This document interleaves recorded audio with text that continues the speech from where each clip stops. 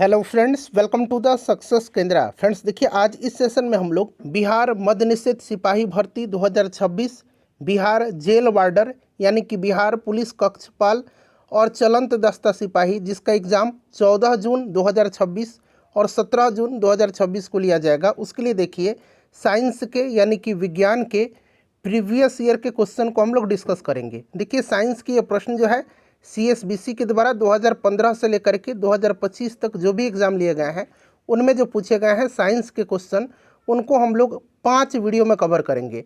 आज हमारा ये पहला वीडियो है और इसमें हम लोग 100 प्रश्नों को कवर करेंगे।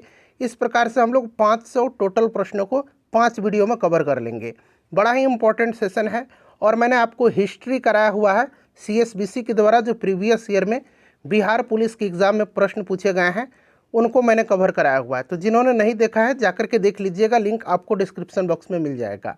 फ्रेंड्स देखिए, आपके एग्ज़ाम में बहुत ही कम समय बचा हुआ है, तो ज़्यादा से ज़्यादा आप मेहनत करिए, ज़्यादा से ज़्यादा रिवीजन करिए, ठीक है ना। चलिए सेशन स्टार्ट करते हैं। एक बार सभी लोग प्लीज़ पहले सेशन को लाइक कर दीजिए और जब इसको कंप्लीट देख लीजिएगा, पूरा देख लीजिएगा, तो कम से कम इसको एक ग्रुप में फ्रेंड्स ज़रूर ही शेयर कर दीजिएगा। तो चलिए अब हम लोग स्टार्ट करते हैं आज का सेशन। चलिए प्रश्न पढ़ेंगे कि एक सामान्य व्यक्ति की आंख का निकट बिंदु क्या है।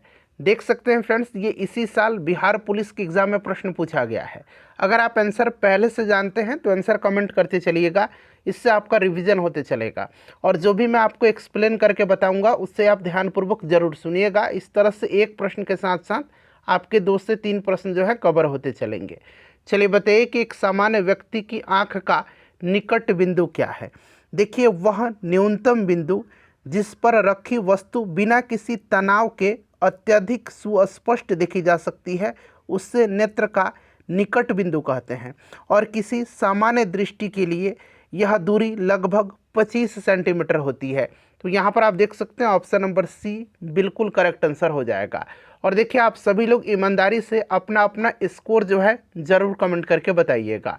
देखिए फ्रेंड्स, ECG में यानी कि ECG में जो है पूछा गया है ई का मतलब निम्न में से एक होता है। ई का मतलब क्या होता है ECG में। अच्छा, ECG का फुल फॉर्म आपको पता है क्या? ECG का फुल फॉर्म क्या होता है? इलेक्ट्रोकार्डियोग्राम होता है। इलेक्ट्रोकार्डियोग्राम होता है। यहाँ मैं अंग्रेजी में लिखने का प्रयास करता हूँ। देखिएगा, इसका फुल फॉर्म जो होता है यह आपका होता है इलेक्ट्रोकार्डियोग्राम, ठीक है ना। एक ही में है कार्डियोग्राम, स्पेस नहीं है तो मैंने नीचे लिख दिया इलेक्ट्रोकार्डियोग्राम।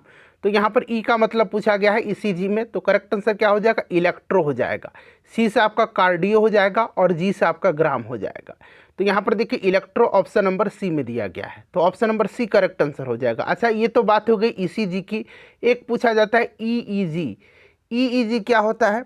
देखिए EEG होता है ना, EEG इसका प्रयोग किया जाता है किसके लिए? तो EEG का प्रयोग मस्तिष्क गतिविधि को रिकॉर्ड करने के लिए जाता है। मस्तिष्क EEG का प्रयोग मस्तिष्क के लिए किया जाता है और ECG का प्रयोग किया जाता है हृदय की विद्युत गतिविधि को रिकॉर्ड करने के लिए।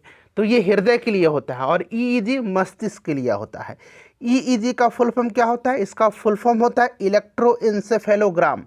इलेक्ट्रोएन्सेफेलोग्राम होता है, ठीक है। तो ये भी आप साथ साथ ध्यान रखिएगा, ये भी बिहार पुलिस 2025 में ही प्रश्न पूछा गया है।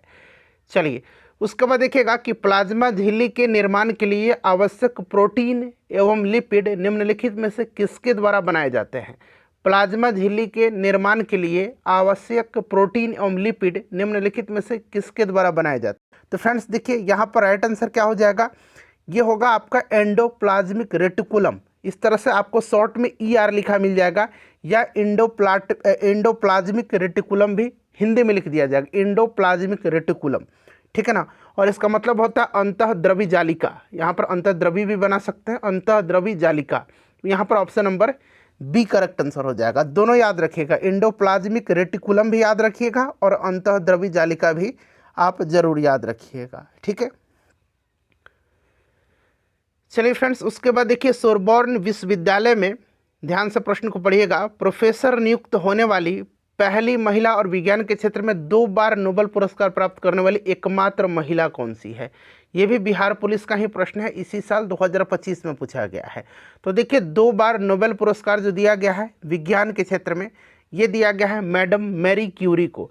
मैडम मैरी क्यूरी को। 1903 में जो है ना, ध्यान रखिएगा, 1903 में इनको दिया गया था। 1903 में इनको रेडियोधर्मिता के क्षेत्र में दिया गया था, भौतिकी में, ठीक है ना। फिर 1911 में इनको रसायन की खोज के लिए दिया गया, मतलब रसायन के क्षेत्र में दिया गया था, रेडियम और पोलोनियम की खोज के लिए।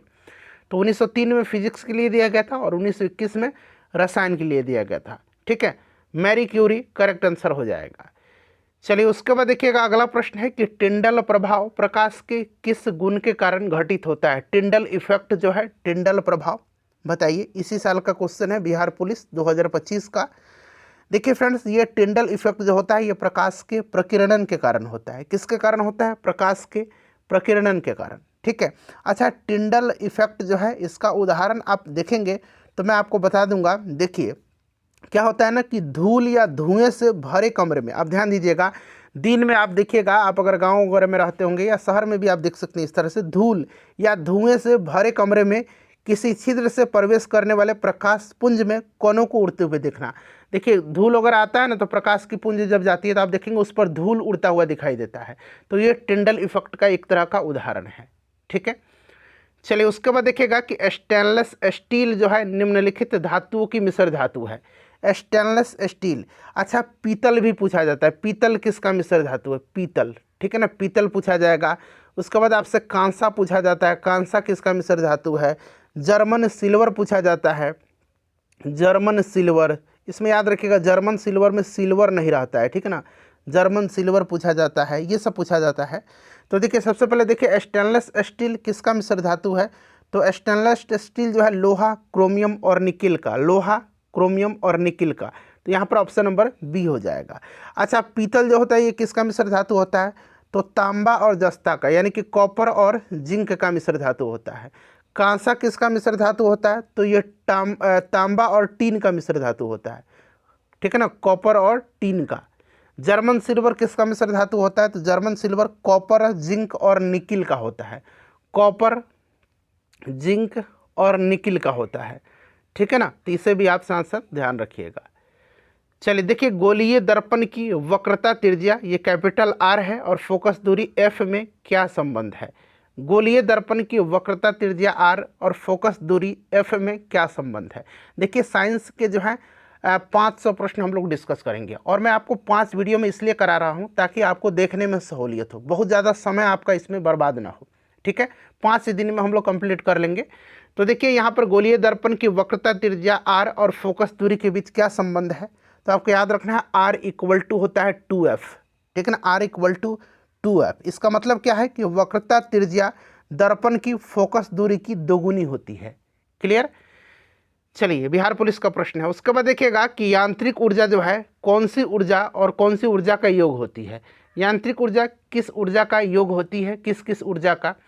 तो यांत्रिक ऊर्जा जो होती है आपको ध्यान रखना है, ये आपका स्थितिज ऊर्जा और गतिज ऊर्जा का योग होती है। तो option number D right answer हो जाएगा। स्थितिज ऊर्जा mgh, ठीक है ना, पोटेंशियल एनर्जी इसको बोलते हैं, और ये है आपका काइनेटिक एनर्जी हाफ mv², गतिज ऊर्जा का, ठीक है, ध्यान रखिएगा।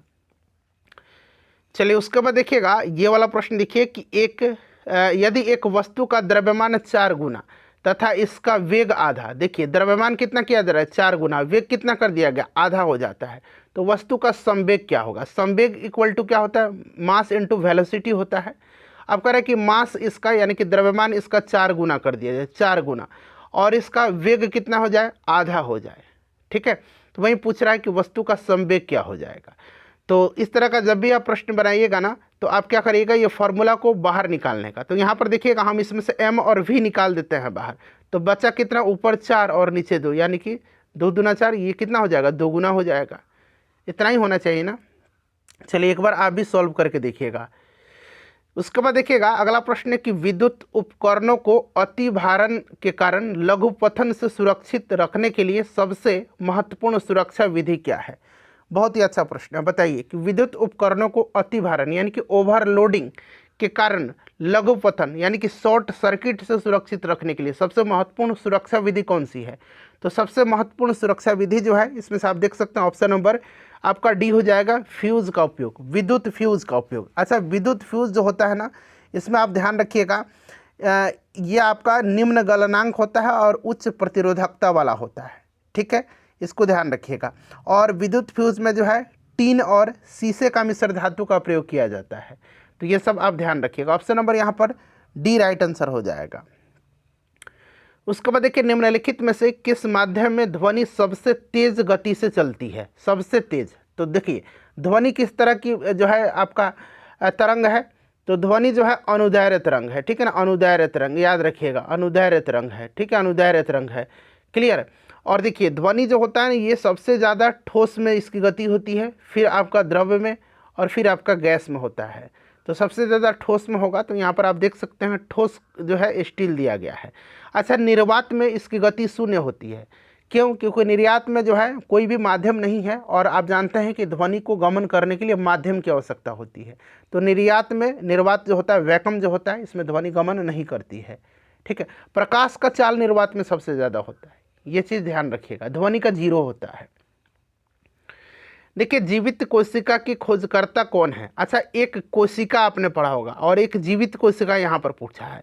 तो कोशिका की खोज किसने किया था? रॉबर्ट हुक ने किया था। किसने किया था? रॉबर्ट हुक ने किया था कोशिका का खोज। जीवित कोशिका की खोज लीवेनहॉक ने किया था। दोनों ध्यान रखिएगा, कोशिका का रॉबर्ट हुक और जीवित कोशिका पूछेगा तो लीवेनहॉक ने किया था, ठीक है ना। लुई पास्चर ने जो है किसका खोज किया था?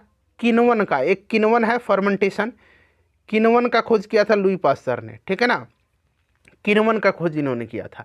ग्रेगर मेंडल को क्या जाना जाता है? मेंडल को अनुवांशिकी का जनक कहा जाता है।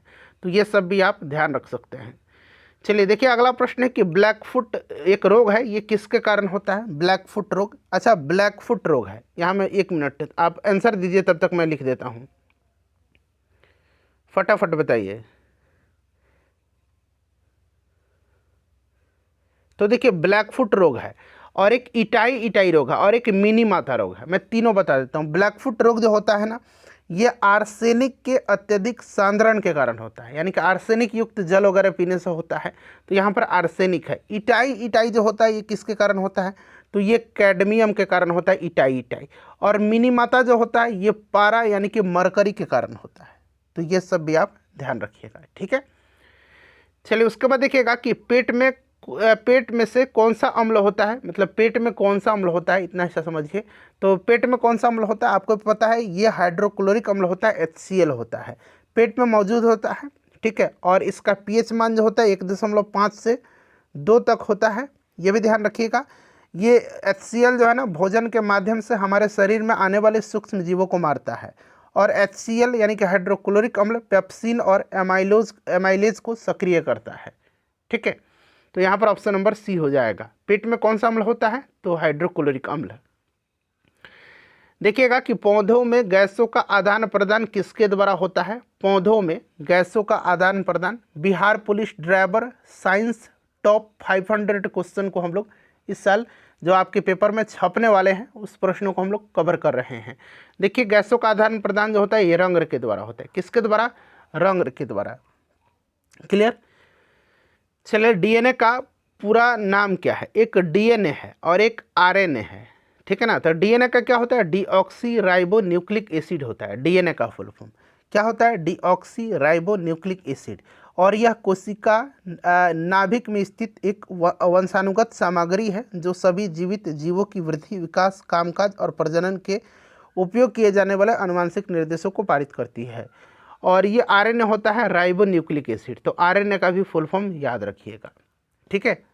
चलिए, अगला प्रश्न कि पौधे की वृद्धि का हार्मोन कौन सा? अच्छा, एक पौधे की वृद्धि का हार्मोन है और एक पौधे का वृद्धि अवरोधक हार्मोन कौन सा है?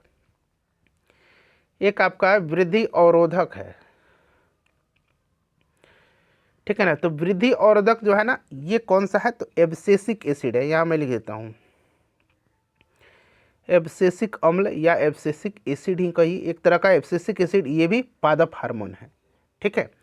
और पौधे की वृद्धि वाला हार्मोन जो होता है ना, ये आपका कौन सा हो जाएगा? इसमें से ऑक्सिन हो जाएगा। ऑक्सिन यहाँ पर करेक्ट आंसर हो जाएगा। वृद्धि रोधक हार्मोन पूछेगा तो एब्सिसिक एसिड हो जाएगा। ये आपका एथिलीन, ये फलों को पकाने वाला हार्मोन होता है, ठीक है। साइटोकाइनिन कोशिका विभाजन में मदद करता है पादपों का। तो ये सब भी ध्यान रखिए। देखिए, निम्नलिखित में से कौन सी गैस पॉप की आवाज़ करते हुए जलती है? बताइए। तो देखिए, पॉप जो है की आवाज़ करती हुई जलती हुई हाइड्रोजन गैस, ठीक है ना। पॉप की ध्वनि जलना हाइड्रोजन की उपस्थिति को दर्शाता है। कोई भी जब पॉप की ध्वनि होगी और कोई वस्तु जल रहा होगा तो ये हाइड्रोजन की उपस्थिति को दर्शाता है। तो यहाँ पर हाइड्रोजन राइट आंसर हो जाएगा। देखिए खाली स्थान दिया गया है, ने कोशिका में स्थित तरल जैविक पदार्थ को जीव द्रव नाम दिया। अच्छा जीव द्रव, ध्यान रखिएगा जीव द्रव, बताइए तो किसने नाम दिया था? तो ये 1839 में 1839 में जो है ये J.E. पुरकिंजे ने दिया था, ठीक है ना, ध्यान रखिएगा, पुरकिंजे ने दिया था, ध्यान रखिएगा। और जीव द्रव जो है यह कोशिका का जीवित भाग है जिसमें विभिन्न कोशिकीय अंग होते हैं, ठीक है। रॉबर्ट हुक ने बताया था, कोशिका की खोज किया था। चलिए उसके बाद देखिएगा कि निम्नलिखित में से कौन सा सरल अस्थायी उत्तक पादप भागों को यांत्रिक शक्ति प्रदान करता है? कौन सा सरल अस्थायी उत्तक है जो पादप भागों को यांत्रिक शक्ति प्रदान करता है? यांत्रिक शक्ति, तो देखिए ये आपका कौन सा है? कोलेनकाइमा है। कौन सा है? कोलेनकाइमा है, ठीक है ना। कोलेनकाइमा है जो पौधे के विकासशील भागों जैसे कि तने और पत्तियों को लचीलापन और यांत्रिक सहायता प्रदान करता है, ठीक है। चलिए उसके बाद देखिएगा कि हरी पत्तियाँ भोजन पदार्थ यानी कि भोज्य पदार्थ को किस रूप में संग्रहित करती हैं? हरी पत्तियाँ, बताइए हरी पत्तियाँ भोजन को किस रूप में संग्रहित करती हैं? तो फ्रेंड्स ये स्टार्च के रूप में यानी कि मंड के रूप में, स्टार्च या मंड कह लीजिए। तो यहाँ पर देखिए स्टार्च दिया गया है, ठीक है, ध्यान रखिएगा। चलिए उसके बाद देखिएगा कि ये सारे बिहार पुलिस में यानी कि जो CSBC एग्ज़ाम लेती है, CSBC, तो CSBC बिहार पुलिस का, ये बिहार पुलिस ड्राइवर का, बिहार मद्य निषेध पुलिस का, और उसके बाद देखिए अभी जेल वार्डर का आया हुआ है, इन सब का एग्ज़ाम लेती है। फायरमैन का भी एग्ज़ाम लेती है बिहार पुलिस, फायरमैन का। तो सबका लगभग एक ही तरह का सिलेबस है जो GK GS का है, और इसी तरह के प्रश्न पूछे जाएंगे। देखिए वोट देने वाले मतदाताओं के लिए किस स्याही का प्रयोग किया जाता है? अभी बिहार विधानसभा का चुनाव हुआ है 2025 में, आपने मतदान भी किया होगा, तो बताइए कि मतदाताओं के लिए किन स्याही का प्रयोग किया जाता है? तो ये स्याही कौन सी है? तो फ्रेंड्स ये सिल्वर नाइट्रेट है। तो यहाँ पर देखिए सिल्वर नाइट्रेट केमिकल युक्त स्याही, ठीक है ना। अच्छा एक कृत्रिम वर्षा के लिए पूछा जाता है, कृत्रिम वर्षा के लिए किसका प्रयोग किया जाता है? तो सिल्वर आयोडाइड का। किसका? सिल्वर आयोडाइड का, सिल्वर आयोडाइड का। और आजकल क्या कर रहा है कि सिल्वर आयोडाइड ऑप्शन में नहीं दे रहा है, आजकल दे रहा है आपका सूखी बर्फ, जिसको कि शुष्क कार्बन डाइऑक्साइड बोला जाता है, ठीक है ना, सूखी बर्फ ये पूछ रहा है। तो सूखी बर्फ का भी प्रयोग किया जाता है और सिल्वर आयोडाइड का भी प्रयोग किया जाता है कृत्रिम वर्षा के लिए। चलिए उसके बाद देखिएगा कि लगभग सभी पादप कोशिकाओं में कौन सा अनुपस्थित होता है? अब देखिए यहाँ पर पादप कोशिका दिया गया, तो पादप कोशिका जो होता है ना, प्रश्न पूछा जाता है कि पादप कोशिका जंतु कोशिका से किस प्रकार भिन्न होता है? तो देखिए पादप कोशिका में कोशिका भित्ति पाई जाती है। पादप कोशिका में क्या पाया जाता है? कोशिका भित्ति पाई जाती है, ठीक है, परंतु जंतु कोशिका में नहीं पाई जाती है। तो देखिए पादप कोशिका में कौन सा अनुपस्थित होता है? बताइए पादप कोशिका में क्या होगा इसमें? देखिए पादप कोशिका में कोशिका भित्ति होता है, रसधानियाँ भी होता है, ठीक है ना। यहाँ पर तारकाय नहीं होगा, तो यहाँ पर तारकाय आपका राइट आंसर हो जाएगा ऑप्शन नंबर B, ठीक है। चलिए आगे बढ़ते हैं। चलिए उसके बाद देखिएगा, देखिए ये तारकाय जो है ना, इसको अंग्रेजी में सेंट्रोजोम बोला जाता है, ठीक है ना। इसको हिंदी में तारकाय बोला जाता है और अंग्रेजी में इसको सेंट्रोजोम बोला जाता है। सेंट्रोजोम इस तरह से दे देगा, सेंट्रोजोम, ठीक है ना, सेंट्रोजोम। तो दोनों याद रखिएगा, सेंट्रोजोम ऐसे दे देगा, ठीक है। उसके बाद देखिए प्लाज्मोडियम में किस प्रकार का जनन होता है? प्लाज्मोडियम में, बताइए प्लाज्मोडियम में, देखिए प्लाज्मोडियम में जो होता है ना, प्लाज्मोडियम में ये बहुविखंडन होता है यानी कि बहुविभाजन होता है प्लाज्मोडियम में। अच्छा एक पूछ देगा लिस्मेनिया में, लिस्मेनिया में जो है किस तरह से जनन होता है लिस्मेनिया में?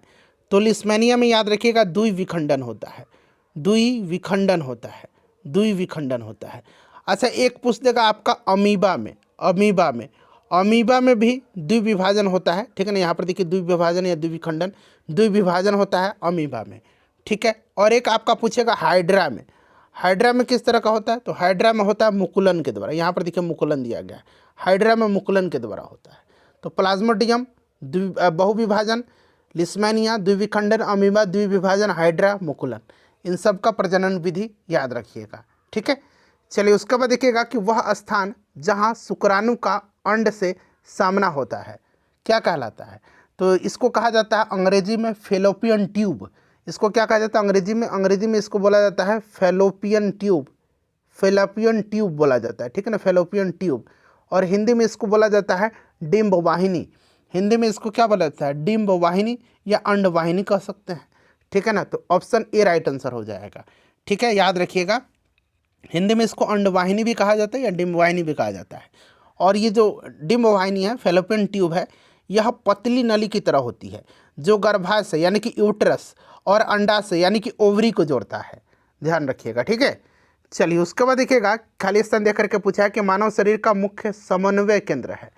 मानव शरीर का मुख्य समन्वय केंद्र, तो इसमें से आपका कौन सा हो जाएगा? मस्तिष्क हो जाएगा, ठीक है ना। मस्तिष्क समन्वय केंद्र है हमारा शरीर का मेन। चलिए उसके बाद देख लीजिएगा अगला प्रश्न है कि कठोर कैल्शियम कार्बोनेट का बना हुआ कंकाल किसका गुण है? कठोर कैल्शियम कार्बोनेट का बना हुआ कंकाल किसका गुण है? तो फ्रेंड्स ये इकाइनोडर्मेटा का है, इकाइनोडर्मेटा का, ठीक है ना, इकाइनोडर्मेटा का, ठीक है, ध्यान रखिएगा। अच्छा, ऑर्थोप्रोडा में क्या आता है? ऑर्थोप्रोडा में झींगा आ जाएगा, केकड़ा आ जाएगा, तेलचट्टा आ जाएगा, ये सब आता है। और मोलास्का में क्या आ जाएगा? मोलास्का में आपका आ जाएगा सीप, घोंघी जो होता है ना, घोंगा घोंगी, ये सब मोलास्का संघ के अंतर्गत आते हैं। चलिए उसके बाद देखिएगा, और इस इकाइनोडर्मेटा में स्टार फिश आएगा, समुद्री अर्चिन आएगा, समुद्री अर्चिन इसको, ठीक है ना, स्टार फिश भी आता है, समुद्री खीरे, सी कुकुम्बर आ जाएंगे इसमें।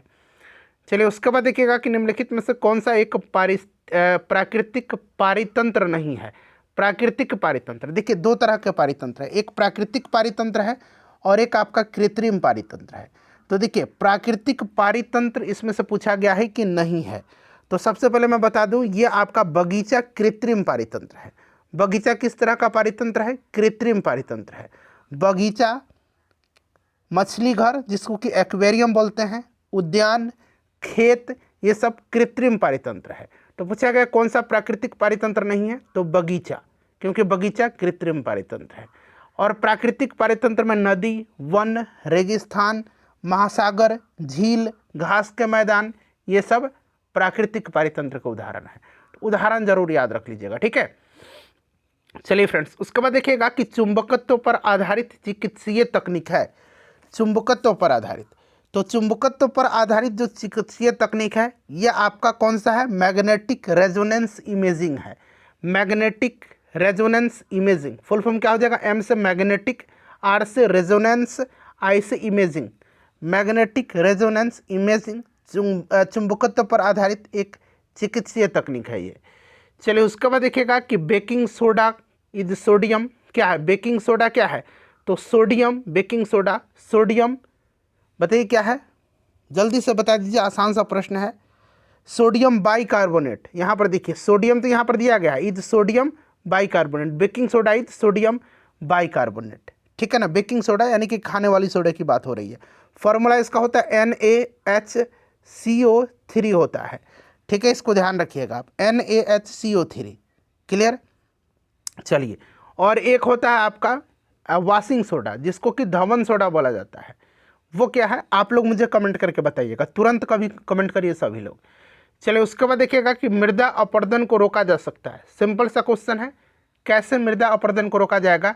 तो फ्रेंड्स वृक्षारोपण के द्वारा, ठीक है ना, वन उन्मूलन के द्वारा नहीं, इससे तो और भी ह्रास होगा। उर्वरक के अत्यधिक उपयोग द्वारा, जी नहीं, अतिचारण द्वारा, ये भी गलत दिया गया। तो राइट आंसर हो जाएगा वृक्षारोपण के द्वारा। चलिए उसके बाद देखिएगा कि इस्पात तथा लोहे को जंग से सुरक्षित रखने के लिए उन पर यसद लेपन की प्रक्रिया में एक पतली परत निम्न की है। पतली परत निम्न की है, बताइए राइट आंसर क्या हो जाएगा? करेक्ट आंसर बताइए। देखिए इस्पात या लोहे को जंग से सुरक्षित रखने के लिए उन पर यसद लेपन की प्रक्रिया होती है जिसको कि गैल्वेनाइजेशन बोला जाता है। यसद लेपन, गैल्वेनाइजेशन बोला जाता है, गैल्वेनीकरण बोला जाता है इसको। और उस पर जस्ते की परत यानी कि जिंक की परत, या जिंक कहिए या जस्ता कह लीजिए, ठीक है ना, जिंक कहिए या जस्ता कह लीजिए, इसकी परत चढ़ाई जाती है लोहे को जंग से बचाने के लिए, ठीक है। उसके बाद देखिएगा कि विद्युत का तंतु बना होता है, विद्युत का जो फिलामेंट होता है वो किससे बना होता है? सिंपल सा क्वेश्चन है, विद्युत का तंतु किससे बना होता है? तो फ्रेंड्स ये किससे बना होता है, फटाफट बता दीजिए। तो ये टंगस्टन का बना होता है। किससे? टंगस्टन का। और विद्युत हीटर का जो क्वाइल बना होता है आप देखेंगे वो नाइक्रोम का बना होता है, विद्युत हीटर का। ठीक है, चलिए उसके बाद हम लोग नेक्स्ट क्वेश्चन कर लेंगे। अगला प्रश्न हमारा कि हीमोग्लोबिन वर्णक पाया जाता है, बताइए कहाँ पर पाया जाता है हीमोग्लोबिन वर्णक? तो फ्रेंड्स ये पाया जाता है कहाँ पर? आरबीसी में। आरबीसी में, जिसको कि लाल रक्त कणिका बोला जाता है, आरबीसी। इस तरह से मैं लिख देता हूँ, आरबीसी में पाया जाता है। और इसमें यह एक विशेष प्रकार का प्रोटीन है, ठीक है ना, प्रोटीन वर्णक हीमोग्लोबिन पाया जाता है, जिसके कारण रक्त का रंग लाल दिखाई देता है। हीमोग्लोबिन में ऑक्सीजन को बांधने और मुक्त करने की क्षमता होती है। और आरबीसी जो होता है ये शरीर में ऑक्सीजन का परिवहन करता है। ये भी साथ साथ आप ध्यान रखिएगा, प्रश्न पूछा जाता है कि शरीर में, मानव शरीर में ऑक्सीजन का परिवहन कौन करता है? तो आपको याद रखना आरबीसी। ठीक है, चलिए उसके बाद देखिएगा कि पराग कणों का एक पुष्प से दूसरे पुष्प तक स्थानांतरण किस माध्यम के द्वारा होता है? किस माध्यम के द्वारा होता है? बताइए फ्रेंड्स, करेक्ट आंसर क्या हो जाएगा? किस माध्यम के द्वारा होता है? तो पराग कणों का एक पुष्प से दूसरे पुष्प तक स्थानांतरण जल, वायु, कीट, इन सब के माध्यम से होता है। ठीक है ना, तो यहाँ पर राइट आंसर हो जाएगा उपरोक्त सभी, उपरोक्त सभी। ठीक है ना, इसको ध्यान रखिएगा। क्लियर? चलिए उसके बाद नेक्स्ट क्वेश्चन कर लेंगे कि एक विद्युत जनित्र यानी कि विद्युत जनरेटर जो है ये बदलता है। बताइए फ्रेंड्स, करेक्ट आंसर क्या हो जाएगा? विद्युत जनित्र बदलता है। सब लोग आंसर कमेंट करिए। तो विद्युत जनित्र जो है ना, विद्युत जनित्र ये यांत्रिक ऊर्जा को विद्युत ऊर्जा में, विद्युत जनित्र पूछे या फिर डायनेमो पूछे, डायनेमो भी एक ही तरह से है, दोनों को ध्यान रखिए, विद्युत जनित्र या डायनेमो पूछे तो ये क्या करता है? यांत्रिक ऊर्जा को विद्युत ऊर्जा में बदलता है, यांत्रिक ऊर्जा को विद्युत ऊर्जा में बदलता है। ठीक है ना, अगर विद्युत मोटर पूछेगा तो विद्युत मोटर क्या करता है? विद्युत ऊर्जा को यांत्रिक ऊर्जा में बदलता है। ठीक है, विद्युत सेल पूछेगा तो याद रखिएगा विद्युत सेल जो होता है ये रासायनिक ऊर्जा को विद्युत ऊर्जा में बदलता है, रासायनिक ऊर्जा को विद्युत ऊर्जा में, विद्युत सेल। चलिए उसके बाद अगला प्रश्न करेंगे कि डी.आई. मेंडलीव को श्रेय दिया जाता है, बताइए। तो जो मेंडलीव थे ना, इनको तत्वों के आवर्त सारणी में उनके परमाणु द्रव्यमान, ध्यान रखिएगा परमाणु क्रमांक नहीं, परमाणु द्रव्यमान के बढ़ते क्रम में व्यवस्थित करने के लिए श्रेय दिया जाता है। उन्होंने समान गुणधर्म वाले तत्वों को समान वर्ग में रखा था, मेंडलीव को। ठीक है ना, इनको आवर्त सारणी का जनक भी माना जाता है। और आधुनिक आवर्त सारणी का जनक पूछेगा तब हेनरी मोसले को जाना जाता है। ठीक है, तो यहाँ पर राइट आंसर क्या हो जाएगा?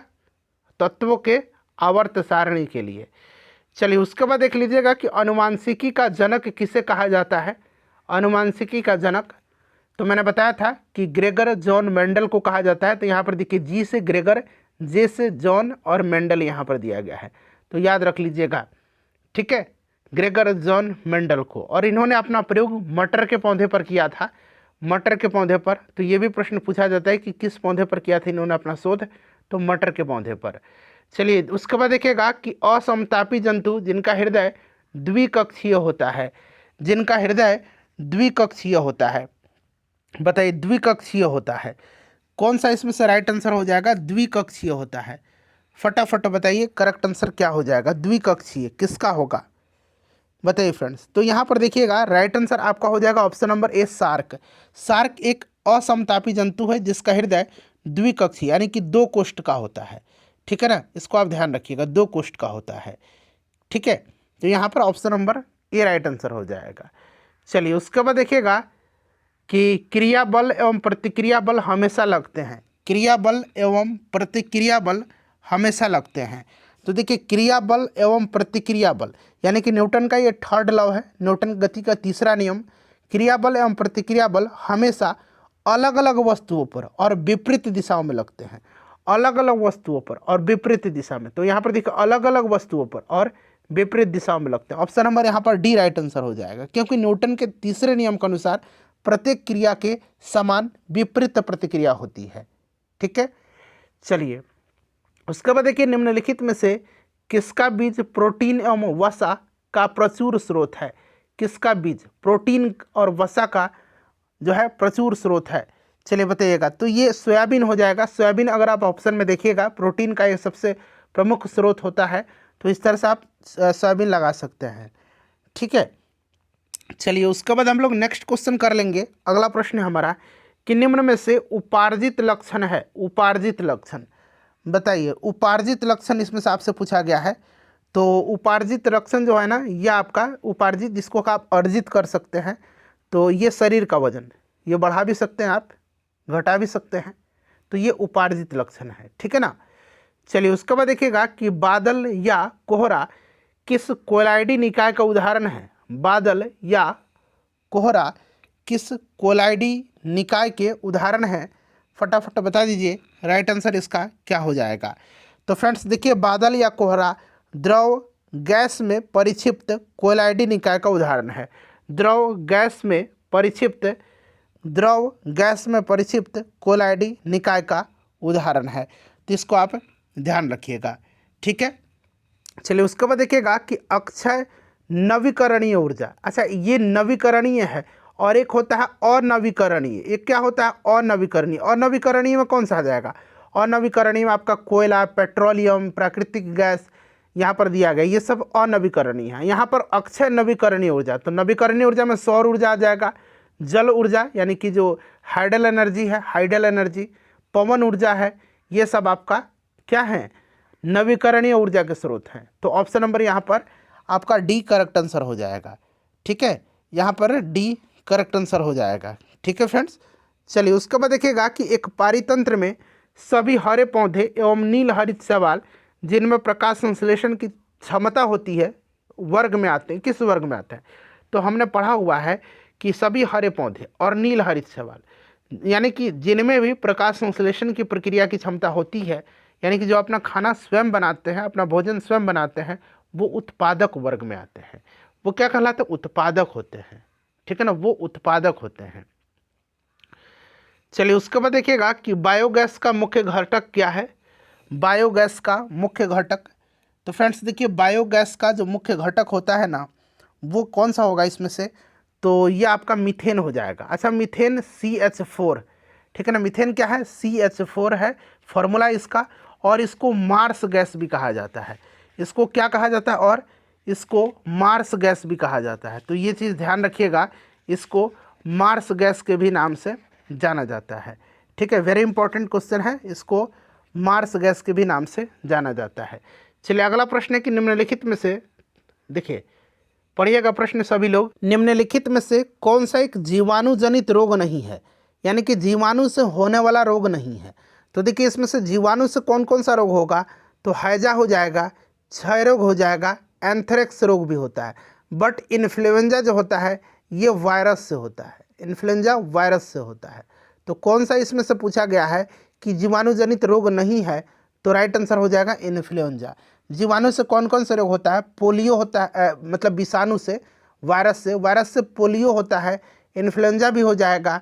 उसके बाद HIV एड्स होता है। तो ये सब आप ध्यान रखिएगा, ठीक है। चलिए उसके बाद देखिएगा कि अल्फा कण खालिस्तान दिया गया है के द्विआवेशित यानी कि डबली चार्ज्ड आयन होते हैं। बताइए राइट आंसर क्या हो जाएगा यहाँ पर? तो देखिए फ्रेंड्स, अल्फा कण हीलियम आयन के, किसके? हीलियम आयन के, ठीक है ना, हीलियम आयन के डबली यानी कि द्विआवेशित चार्ज आयन है, ठीक है। इनकी संरचना में 2 प्रोटॉन होता है और 2 न्यूट्रॉन होता है, ठीक है। इसको आप ध्यान रखिएगा। चलिए उसके बाद देखिए पूछा गया है कि निम्नलिखित में से कौन सा वह साधारण उपकरण है जिसका प्रयोग विद्युत परिपथ को वियोजित करने या इसे पूर्ण करने के लिए किया जाता है। वियोजित करने मतलब तोड़ने के लिए या जोड़ने के लिए, पूर्ण करने के लिए, वियोजित करने के लिए या पूर्ण करने के लिए किया जाता है। बहुत ही सिंपल सा क्वेश्चन है। तो यहाँ पर राइट आंसर आपका हो जाएगा स्विच का प्रयोग किया जाता है, स्विच का, जिसको कि हम लोग कुंजी भी बोलते हैं, ठीक है ना। स्विच कहिए या कुंजी कहिए, यह एक तरह का यांत्रिक युक्ति है जो विद्युत परिपथ को इच्छानुसार जोड़ने यानी कि कनेक्ट करने और तोड़ने यानी कि डिस्कनेक्ट करने का काम करता है, ठीक है। चलिए उसके बाद देखिएगा कि एक व्यास समर्पित पुष्प का उदाहरण है। एक व्यास, ठीक है ना। देखिए एक व्यास समर्पित पुष्प, ध्यान रखिएगा। देखिए क्या होता है, एक विशेष ऊर्ध्वाधर तल में दो समान भागों में विभाजित किया जा सकता है तो इसे एक व्यास समर्पित कहा जाता है। और मटर जो है ना, एक मटर का पुष्प, ये आपका एक जाइगोमॉर्फिक का उदाहरण है, व्यास समर्पित पुष्प का उदाहरण है। ठीक है ना, तो यहाँ पर आप ध्यान रखिएगा, मटर हो जाएगा। उसके बाद देखिएगा कि मानव शरीर की सबसे लंबी हड्डी कौन सी है। मानव शरीर की सबसे लंबी हड्डी, तो ये सबसे लंबी हड्डी फीमर हड्डी है, ये जांघ की हड्डी है। ठीक है ना, और मानव शरीर की सबसे छोटी हड्डी जो होती है ये कान की हड्डी है, सबसे छोटी हड्डी कान की हड्डी, और इसका नाम स्टेप्स है। स्टेप्स, या कहीं कहीं आपको इस तरह से स्टेपी भी लिखा मिल जाएगा। स्टेप्स आप ध्यान रखिएगा। ठीक है, चलिए उसके बाद देखिएगा कि जड़त्व के नियम को यह भी कहा जाता है। जड़त्व के नियम को बताइए, जड़त्व के नियम को यह भी कहा जाता है। सब लोग बताइए करेक्ट आंसर क्या हो जाएगा। तो देखिए, न्यूटन के गति का पहला नियम जो है उसी को जड़त्व का नियम कहा जाता है, क्योंकि वस्तुओं की प्रारंभिक अवस्था यदि वो विराम में है या फिर गति की अवस्था में है तो स्वतः परिवर्तन होने की प्रवृत्ति जो होती है उसमें नहीं होती है, जब तक कि उस पर कोई बाहरी बल कार्य, जैसे कि कोई वस्तु अगर गतिज अवस्था में है तो वो उसी अवस्था में रहना चाहती है जब तक कि उस पर कोई बाहरी बल कार्य नहीं करे। ठीक है, तो यहाँ पर गति का पहला नियम हो जाएगा। ठीक है, चलिए उसके बाद देखिएगा कि सूक्ष्मजीवीय रोग का उदाहरण जिसका स्थानांतरण लैंगिक संपर्क से होता है। लैंगिक संपर्क से होता है, तो फ्रेंड्स ये कौन सा है, ध्यान रखिएगा, सूक्ष्मजीवीय रोग का उदाहरण है ये सिल्फिस है। कौन सा, सिल्फिस हो जाएगा, सिल्फिस, ये जीवाणु जनित रोग है, ध्यान रखिएगा। चलिए उसके बाद देखिएगा कि निम्न में से कौन सा, यहाँ पर वर्ण बना लीजिए, वर्ष नहीं है, वर्ण हो जाएगा ना, वर्ण मतलब रंग होता है। ठीक है ना, वर्ण मतलब क्या होता है, रंग होता है। तो कौन सा रंग या वर्ण कोहरे से न्यूनतम प्रकीर्णित होता है। न्यूनतम प्रकीर्णित यानी कि कम प्रकीर्णित, तो जिसका तरंग दैर्घ्य ज़्यादा होगा वो कम प्रकीर्णित होगा, मतलब सबसे कम। तो सबसे ज़्यादा तरंग दैर्घ्य किसका होता है, सबसे ज़्यादा तरंग दैर्घ्य लाल का होता है, तो लाल का तरंग दैर्घ्य ज़्यादा है इसीलिए ये कम प्रकीर्णित होगा। सबसे कम तरंग दैर्घ्य बैगनी का है इसलिए ये अधिकतम प्रकीर्णित होता है। अगर यहाँ पर पूछता अधिकतम प्रकीर्णित होता है तब बैगनी होता है, न्यूनतम पूछा है तो यहाँ पर आपका लाल करेक्ट आंसर हो जाएगा। ठीक है, चलिए उसके बाद हम लोग आगे बढ़ते हैं, अगला प्रश्न कर लेंगे। नेक्स्ट क्वेश्चन हमारा कि निम्नलिखित में से किस उपकरण का उपयोग किसी तरल पदार्थ की विशिष्ट गुरुत्व को मापने के लिए किया जाता है। विशिष्ट गुरुत्व को मापने के लिए बताइए इसमें से। तो विशिष्ट गुरुत्व का प्रयोग किया जाता है किसका, हाइड्रोमीटर का प्रयोग। बैरोमीटर तो वाइड आप मापता है ना, ये आपको याद होगा। ठीक है ना, अच्छा एक और चीज़ याद रखिएगा, हवा की गति किससे मापी जाती है, तो हवा की गति किससे मापी जाती है, एनेमोमीटर से। वायुयान की ऊंचाई किससे मापी जाती है, अल्टीमीटर से। दूध की शुद्धता किससे मापी जाती है, तो दूध की शुद्धता लैक्टोमीटर से मापी जाती है। ठीक है, चलिए उसके बाद देखिएगा कि समस्थानिकों के, थोड़ा सा छोटा कर दूं ताकि सब दिखाई दे आपको ऑप्शन। हाँ दिख रहा है, समस्थानिकों के रासायनिक गुण समान होते हैं, क्योंकि समस्थानिकों के रासायनिक गुण समान होते हैं क्योंकि समान होते हैं, उनके परमाणु क्रमांक समान होते हैं, परमाणु क्रमांक समान होते हैं।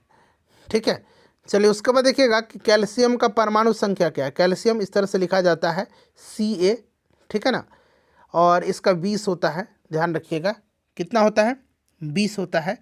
तो साथ साथ आप ये भी ध्यान रखिएगा। ठीक है फ्रेंड्स, चलिए उसके बाद नेक्स्ट क्वेश्चन कर लेंगे। अगला प्रश्न है कि खाद्य श्रृंखला का प्रथम पोषण स्तर निर्मित होता है। खाद्य श्रृंखला का प्रथम पोषण स्तर निर्मित होता है। तो फ्रेंड्स देखिए, खाद्य श्रृंखला में जो होते हैं ना उत्पादक, यानी कि जो हरे पौधे हैं, ये प्रथम पोषी स्तर होते हैं, जो अपना खाना प्रकाश संश्लेषण के माध्यम से बनाते हैं, अभी हमने पढ़ा है। ठीक है ना, तो यहाँ पर आपका उत्पादक हो जाएगा। ठीक है, उत्पादक हो जाएगा। और द्वितीय पोषी स्तर पर जो शाकाहारी जंतु हैं, जो इन पेड़ पौधों को खाते हैं, वो दूसरे पोषी स्तर हो जाएंगे। और मांसाहारी जंतु हैं जो आपके तृतीय पोषी स्तर हो जाएंगे। चलिए, निम्नलिखित में से कौन सा इमल्सन का उदाहरण है।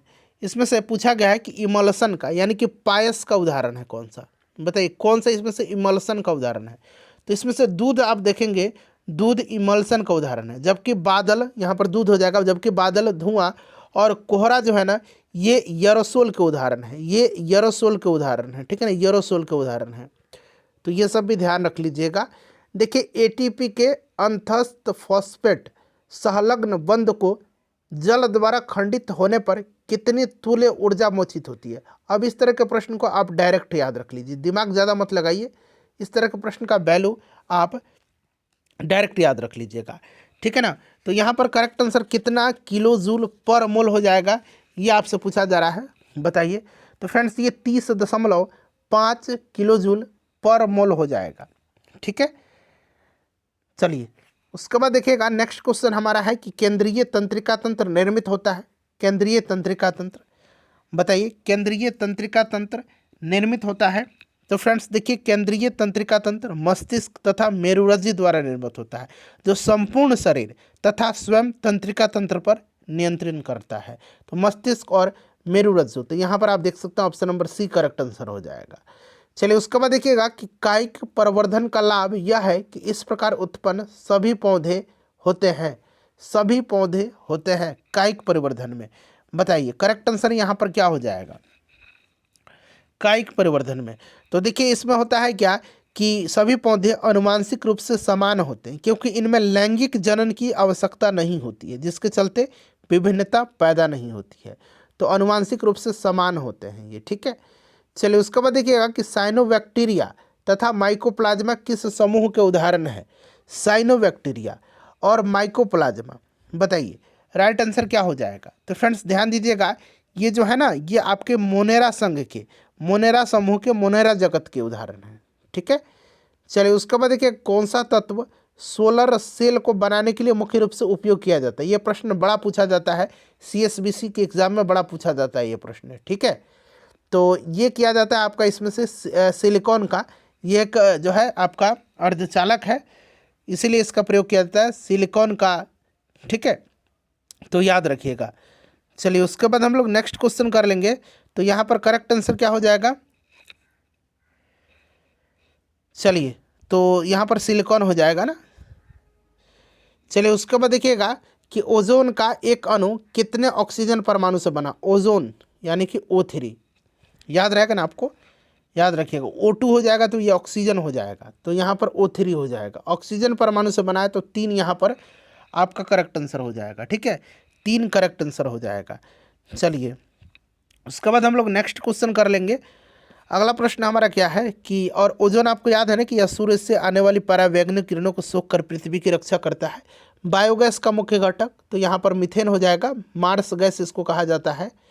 चलिए वनस्पति तेलों में साधारणतः ही होती है, साधारणतः होती है वनस्पति तेलों में, बताइए फटाफट करेक्ट आंसर क्या हो जाएगा, बताइए राइट आंसर क्या हो जाएगा,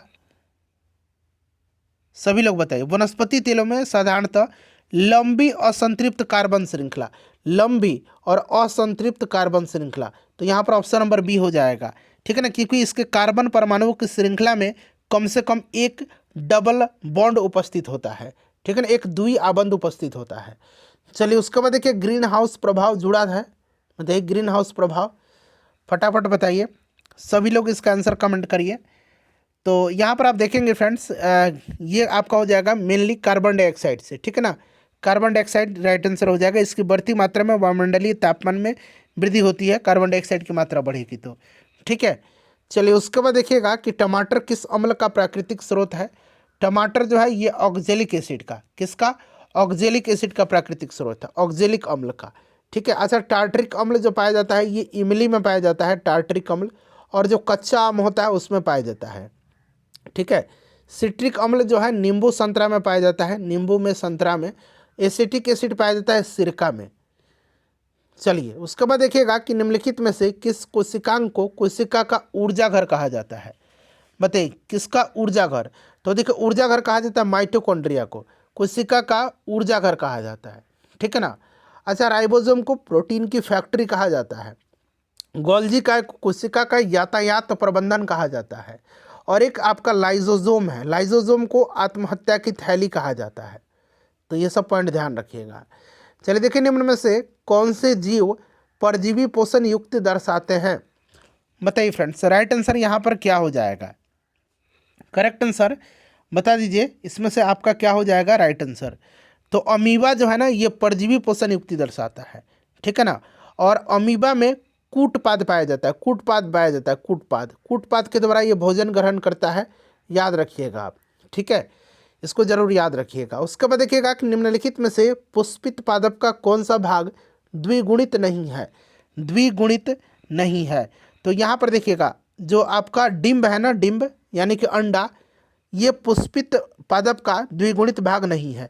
जबकि आप देखिएगा ओवरी यानी कि यहाँ पर देखिए अंडाशय, दलपुंज, ठीक है ना, और युग्मनज जो होता है ये द्विगुणित भाग होते हैं, और ये द्विगुणित भाग नहीं है, प्रश्न में पूछा गया है। ठीक है, देखिएगा कि निम्न में से किस युक्ति में विभक्त वलय दिक् परिवर्तक का कार्य करता है, दिक् परिवर्तक, बताइए। राइट आंसर यहाँ पर क्या हो जाएगा, करेक्ट आंसर फ्रेंड्स क्या हो जाएगा, तो विद्युत मोटर में, विद्युत मोटर में, ठीक है ना, यह परिपथ में विद्युत धारा के प्रवाह को उत्क्रमित कर देता है विद्युत मोटर में।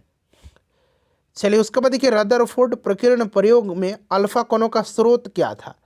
रदरफोर्ड का जो प्रकीर्णन प्रयोग है उसमें अल्फा जो पार्टिकल था, अल्फा कण था, उसका स्रोत क्या था, बता दीजिए। तो देखिए यहाँ पर जो आपका इसमें पूछा गया है, तो करेक्ट आंसर इसमें क्या हो जाएगा, तो ये आपका हीलियम नाभिक था। ऑब्वियसली यहाँ पर देखिए हीलियम नाभिक करेक्ट आंसर हो जाएगा। ठीक है, हीलियम नाभिक करेक्ट आंसर हो जाएगा। चलिए उसके बाद देख लीजिएगा कि मनुष्य के कान के बाहरी हिस्से को क्या बोलते हैं। मनुष्य के कान के बाहरी हिस्से को बोला जाता है कर्ण पल्लव, और अंग्रेजी में इसको पीना बोला जाता है, PINNA। ठीक है, ध्यान रखिएगा। चलिए उसके बाद देखिएगा कि समान आकार के द्विफोकल लेंसों में ऊपरी और निचले भाग क्रमशः होते, समान प्रकार के, ठीक है ना, समान प्रकार के द्विफोकल लेंसों में, समान प्रकार के द्विफोकल लेंसों में ऊपरी और निचले भाग क्रमशः होते हैं। तो देखिए इसमें ऊपरी भाग अवतल का होता है और निचली भाग उत्तल लेंस का होता है। ठीक है ना, तो यहाँ पर आपका राइट आंसर क्या हो जाएगा, ऑप्शन नंबर ए हो जाएगा, अवतल और उत्तल। और देखिए उत्तल लेंस जो होता है ना, यह निकट दृष्टि की सुविधा देता है, और अवतल जो होता है ये दूर दृष्टि की सुविधा देता है। तो ये प्रश्न काफ़ी इंपॉर्टेंट है, इसको आप ध्यान रखिएगा। ठीक है, चलिए निम्नलिखित में से देखिए कौन सी प्रक्रिया दीर्घ तरंग विकिरण का भाग नहीं है। दीर्घ तरंग विकिरण का भाग इसमें से कौन सा नहीं है, बताइए फ्रेंड्स, करेक्ट आंसर क्या हो जाएगा। तो इसमें से आप देखेंगे तो करेक्ट आंसर क्या हो जाएगा, बताइए। तो फ्रेंड्स ये आपका इसमें से कौन सा हो जाएगा राइट आंसर, बताइए।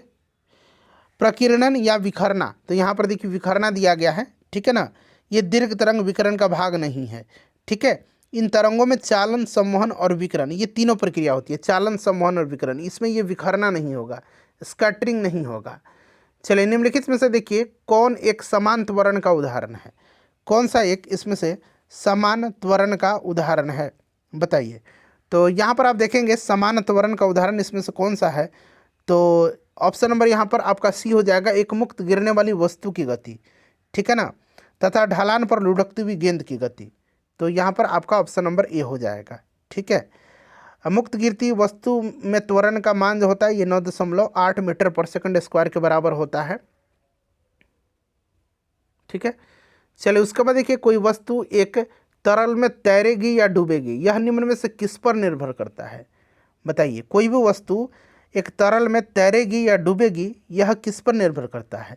तो आपने उत्प्लावन बल पढ़ा होगा, कोई भी वस्तु एक तरल में तैरेगी, उत्प्लावन बल आपने पढ़ा है ना, उत्प्लावन, इस तरह से शायद प्लावन बल, उत्प्लावन बल। ठीक है, तो कोई भी वस्तु तरल में तैरेगी या डूबेगी, यह वस्तु तथा तरल के घनत्व के अंतर पर निर्भर करता है। जब तरल का उत्प्लावन बल वस्तु के भार से अधिक होता है तो वस्तु तैरती है, और जब तरल का उत्प्लावन बल वस्तु के भार से कम होता है तो वस्तु तरल में डूब जाती है। ठीक है ना, तो वस्तु और तरल के घनत्व में अंतर। ठीक है, चलिए उसके बाद देखिएगा कि 4 ओम का प्रतिरोध वाली 3 प्रतिरोध है। ठीक है ना, बहुत ही अच्छा प्रश्न है ये। और कह रहा है कि एक समबाहु त्रिभुज के आकार में जोड़ा गया है, किन्हीं 2 किनारों के मध्य प्रभावी रेजिस्टेंस निकालना है, किन्हीं 2 किनारों के मध्य का। ठीक है ना, किन्हीं 2 किनारों का मध्य का। तो देखिए एक तो आपका हो जाएगा किन्हीं 2 किनारों का, तो आप अगर 2 किनारों का ले लीजिए तो ये श्रेणी क्रम में हो जाएगा, तो 2 श्रेणी क्रम में हो जाएगा। 4 ओम का है तो ये 8 ओम हो गया, और एक आपका है यहाँ पर, एक हो जाएगा आपका, 2 हो गया आपका श्रेणी क्रम में, और एक हो जाएगा समानांतर क्रम में, एक आपका समानांतर क्रम में हो जाएगा। तो इसको आप बहुत ही बढ़िया तरीके से निकाल सकते हैं। ठीक है ना, तो कैसे निकालेंगे, आप समानांतर में निकालना है, तो R1 × R2 equal to R1 plus R2 होता है, यही फॉर्मूला होता है ना समानांतर का। तो एक 8 ओम है, एक 4 ओम है, तो 8 4 12 मतलब 8 चौका 32 ओम हो जाएगा, और यहाँ पर हो जाएगा आपका 8 4 12 ओम। तो देखिए 4 3 12 और 4 8 32, यानी कि 8/3 उलट जाएगा तो कितना हो जाए, यानी 8/3 ही होगा ना, उल्टेगा नहीं इसमें, तो 8/3 ओम हो जाएगा। ठीक है, चलिए उसके बाद देखिए ध्वनि तरंगे किसमें सबसे तेज गति से चलती है। देखिए प्रश्न रिपीट हो गया है ना, हो गया ना रिपीट, ये तो ठोस में चल रही है। अभी मैंने बताया कि ध्वनि निर्वात में गमन नहीं करेगी, ध्वनि की गति शून्य होती है निर्वात में। मानव शरीर की सबसे बड़ी कोशिका कौन सी है?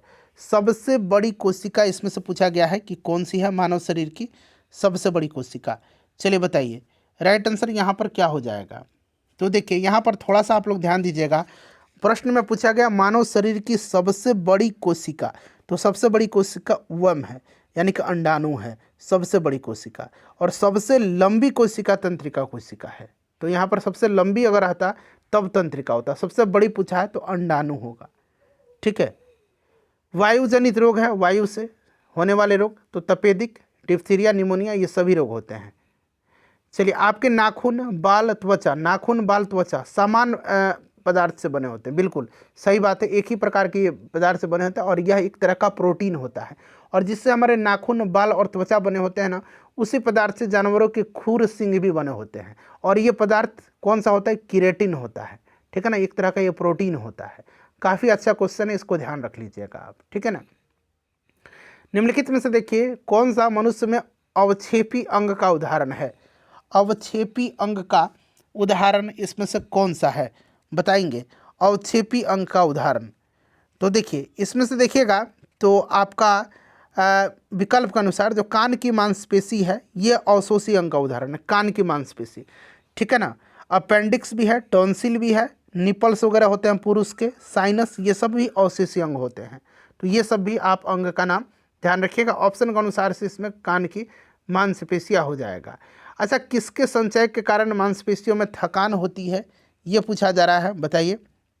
तो ये लैक्टिक एसिड है, लैक्टिक अम्ल के कारण होती है। ठीक है, चलिए देखिएगा पादप कोशिकाओं में तीक्ष्णता और कठोरता किसके द्वारा होती है, बताइए? तो ये आपका होती है कोशिका रस से भरी रिक्तिकाएं के कारण। ऑप्शन नंबर यहाँ पर डी राइट आंसर हो जाएगा। ठीक है, इसको आप ध्यान रखिएगा। ठीक है फ्रेंड्स, चलिए उसके बाद देखिए अगला प्रश्न है हमारा कि निम्न में से कौन सा उत्तक पौधे के तने का घेरा बढ़ाने के लिए उत्तरदायी है, बताइए? करेक्ट आंसर इसमें से आपका कौन सा हो जाएगा, सब लोग बताइए कौन सा इसमें से आपका करेक्ट आंसर हो जाएगा? तो ये आपका हो जाएगा पार्श्व विभाज्य उत्तक उत्तक। ठीक है ना, यहाँ पर देखिए पार्श्व विभाज्य उत्तक उत्तक हो जाएगा, जो कि तनों तथा जड़ का घेरा बढ़ाता है। चलिए उसके बाद देख लीजिएगा कि समुद्र के पानी से नमक को अलग करने के लिए, ठीक है ना, समुद्र के पानी से नमक को अलग करने के लिए निम्नलिखित में से किस विधि का उपयोग किया जाता है, बताइए? राइट आंसर क्या हो जाएगा? तो देखिए वाष्पीकरण तथा क्रिस्टलीकरण दोनों विधि का प्रयोग किया जाता है, वाष्पीकरण भी है, क्रिस्टलीकरण भी है, तो ऑप्शन डी करेक्ट आंसर हो जाएगा। ठीक है, चलिए उसके बाद देख लीजिएगा कि निम्नलिखित में से किस में सबसे अधिक न्यूट्रॉन है, सबसे अधिक न्यूट्रॉन। तो देखिए 54 - 26 कर 59 - 26 करिएगा तो कितना हो जाएगा? 59 - 26 करके देख लीजिए, तो ये आपका 3 और ये 3 33 हो जाएगा। अच्छा, ये आपका 31 हो जाएगा, ये आपका कितना हो जाएगा? 2 और यहाँ पर 3 हो जाएगा। ठीक है, ये 30 हो जाएगा, तो सबसे ज़्यादा तो इसी में हो जाएगा ना। चलिए उसके बाद देख लीजिएगा कि बुलेट प्रूफ स्क्रीन यानी कि गोली अभेद आवरण में किस शीशा का प्रयोग किया जाता है? निम्नलिखित में से किस शीशा का बुलेट प्रूफ स्क्रीन में, बताइए? बुलेट पॉलीकार्बोनेट का, ध्यान रखिएगा, पॉलीकार्बोनेट ग्लास का उपयोग किया जाता है। ठीक है, और इसका प्रयोग मिलिट्री वाहन में किया जाता है। उसके बाद देखिएगा कि एक तत्व एक्स जिसका परमाणु क्रमांक 16 है, तो 16 किसका है? सल्फर का होता है। किसका होता है? सल्फर का। और सल्फर क्या है? एक अधातु है। ऑप्शन नंबर यहाँ पर आपका सी राइट आंसर हो जाएगा। देखिए कार्बन टेट्राक्लोराइड और पानी के मिश्रण को अलग करने के लिए किस तकनीक का उपयोग किया जाता है? कार्बन टेट्राक्लोराइड यानी कि CCl4 ही होता है ना कार्बन टेट्राक्लोराइड का, और पानी का H2O के मिश्रण को अलग करने के लिए, बताइए? तो ये आपका सेपरेटिंग फैनल का उपयोग किया जाता है, ध्यान रखिएगा। चलिए ऑप्टिकल फाइबर का आविष्कार किसने किया था? ऑप्टिकल फाइबर का आविष्कार किसने किया था? तो नरेंद्र कपानी ने किया था। किसने? नरेंद्र कपानी है, यहाँ पर ध्यान रखिएगा। चलिए उसके बाद देखिएगा, 1 ग्राम यूरेनियम लगभग किसके समान ऊर्जा उत्पादन करता है? 1 ग्राम यूरेनियम, 1 ग्राम यूरेनियम बताइए फटाफट, 1 ग्राम यूरेनियम बताइए। करेक्ट आंसर यहाँ पर क्या हो जाएगा? 1 ग्राम यूरेनियम, तो ये आपका 4.5 टन उच्च ग्रेनेड, ठीक है ना। तो यहाँ पर ध्यान रखिएगा आप, ठीक है, 4.5 टन उच्च ग्रेड कोयला के बराबर। उसके बाद देखिएगा कि एक परमाणु इकाई के, 1 मिनट रुक दिए, पूरा प्रश्न देखिए। परमाणु इकाई के क्रिटिकल बनने का क्या अर्थ है बताइए? तो एक परमाणु ऊर्जा इकाई यानी कि परमाणु ऊर्जा संयंत्र की क्रिटिकल यानी कि क्रांतिक बनने का अर्थ है ईंधन नाभिक के स्वतः विभाजन की एक न्यूट्रॉन बनाने वाली श्रृंखला में स्थापित हो जाना, अर्थात नियंत्रित श्रृंखला अभिक्रिया स्थापित हो जाना। तो यहाँ पर आपका ऑप्शन नंबर डी हो जाएगा। चलिए, वर्मी कंपोस्ट होता है बताइए, ये आखिरी क्वेश्चन है। वर्मी कंपोस्ट होता है, वर्मी कंपोस्ट फटाफट बता दीजिए। वर्मी कंपोस्ट होता है, सब लोग बताइए।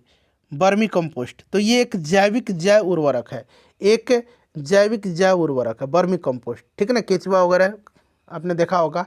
तो फ्रेंड्स, ये हमारा पहला सेशन कंप्लीट हो गया और इसी प्रकार से मैं आपको 4 सेशन और करवाऊंगा और पूरा 500 प्रश्न हम लोग डिस्कस करेंगे।